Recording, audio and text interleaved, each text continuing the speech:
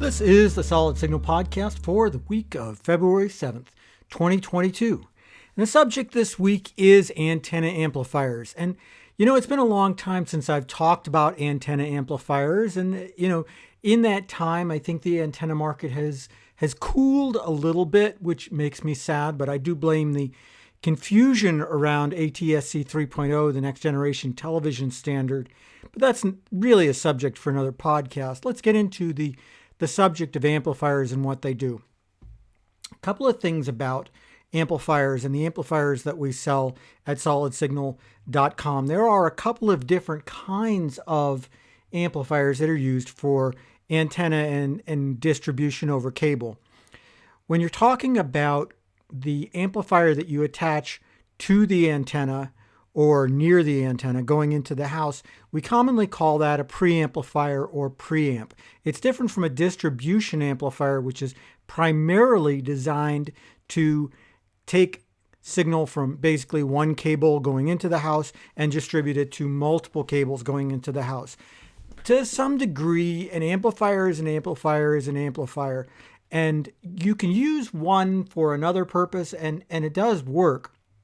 But it comes down to what the real intention is there. People tend to misunderstand the idea of amplifiers for television because it doesn't really make sense to them, because digital broadcasting doesn't really make sense to a lot of people. As I have said before, all broadcasting, over-the-air broadcasting in this country is digital. I don't think there are any analog stations left, or if there are, it's very, very small number of them and hardly worth bringing up at all.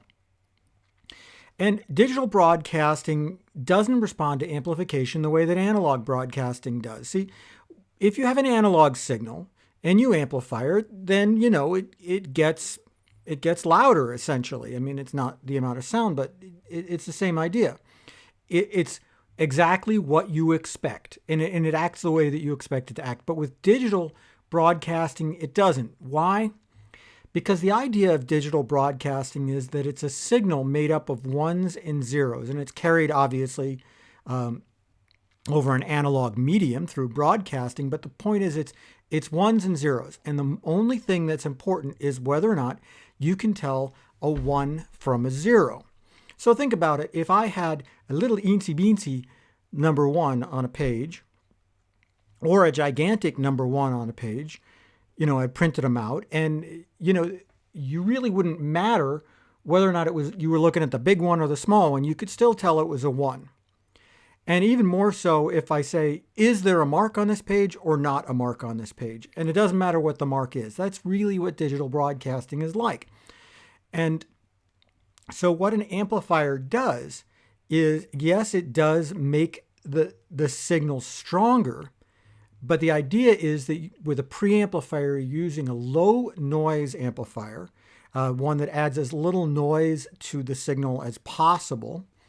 And so all you're trying to do is make it easier to distinguish that something is there versus something is not there. Because, again, going back to the kind of paper metaphor, if I made something really, really small and I said, is it there? Well, you might struggle and say, I'm not sure if it's there. Or so if I amplify it by making it bigger, then yes, you can say you're sure it's there. But if I'm amplifying it, then I'm also kind of amplifying it, the amount of paper fibers and stuff like that that's there too. You want to do as little of that as possible. So the purpose of a preamp is not necessarily to give you more signal. I mean, it does, but it's to give you more signal to noise ratio, to give you as much signal as possible without introducing as much noise as possible. And the goal there is, by having a greater signal to noise ratio, you're compensating for the cable distance that needs to be traveled and also losses inherent in the antenna itself. So your goal is to try to push that signal to noise ratio up past the point where you can tell the difference between signal and noise. Any more than that isn't really important, other than making sure that as the signal goes through a cable, that it doesn't drop back down below that level where you can't tell signal from noise.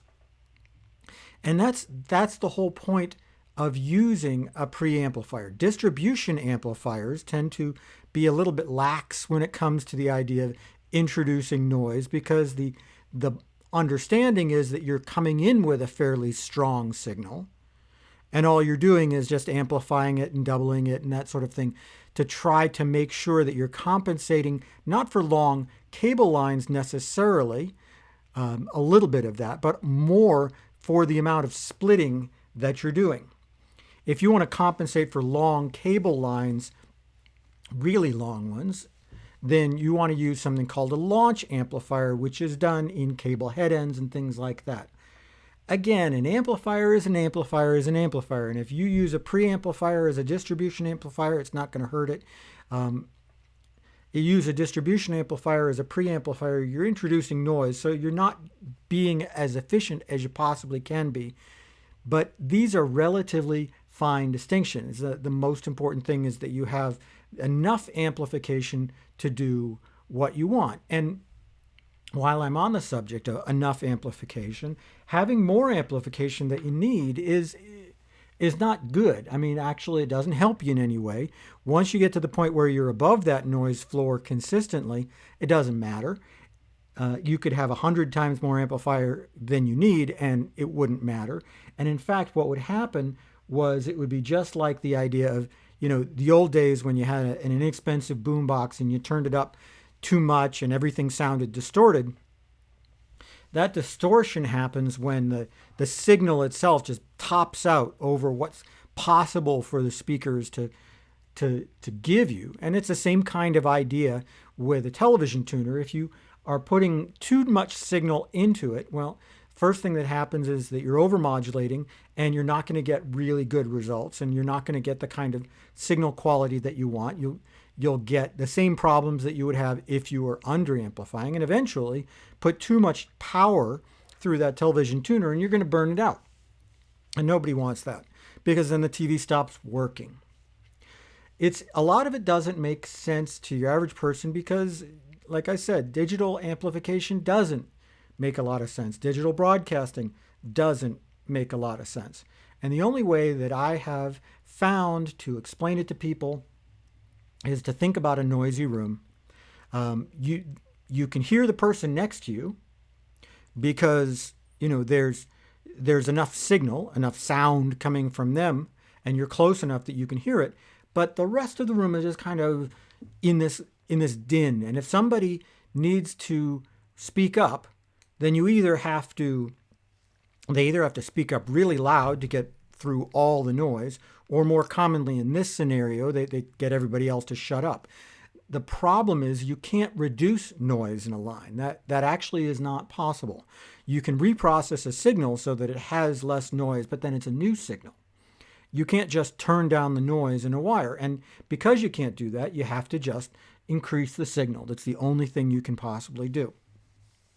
It's one of those things that you think about it and think about it and think about it enough, and eventually it kind of clicks and it makes sense to you. So when you're looking for an amplified antenna or a preamplifier at solid signal, the ideal thing to do would be to find an amplifier like the Televez amplified antennas or the Televez preamplifiers that we have that allow you to cut them if you want, to not use the amplifier if you don't want to.